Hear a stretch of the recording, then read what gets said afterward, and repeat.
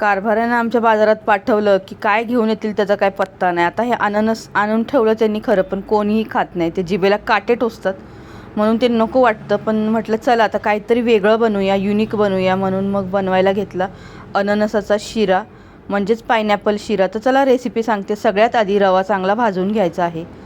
तूप वगैरे अजिबात न टाकताच कोरडाच भाजायचा. नंतर कढईमध्ये तूप टाकून घ्यायचं आहे. त्याच्यामध्ये ड्रायफ्रूट्स टाकायचे, असले तर टाका, नसले तर नाही टाकले तरी पण चालते. अननसाचे बारीक बारीक तुकडे करून ते थोडेसे शिजवून घ्यायचे.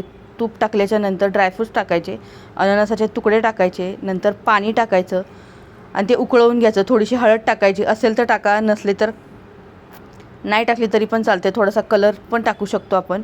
मी इथं कलरचा वापर केलेला आहे. आणि नंतर आपल्याला याच्यात रवा टाकून घ्यायचा आहे. आता रवा चांगला शिजवून घ्यायचा. रवा जो डबल होऊन जातो शिजला की, म्हणजे जास्त फुलतो तो. आता पाहू शकता व्यवस्थित असा फुललेला आहे. आता शेवटी याच्यात साखर टाकायची आहे. थोडीशी वेलची पावडर आवडत असेल तर टाका, नाही टाकली तरी पण चालते. चवीला जबरदस्त असा हा शिरा तयार होतो. नक्की एकदा तरी हा शिरा करा आणि मग रेसिपी कशी वाटली ते कमेंट करून नक्कीच सांगा. धन्यवाद.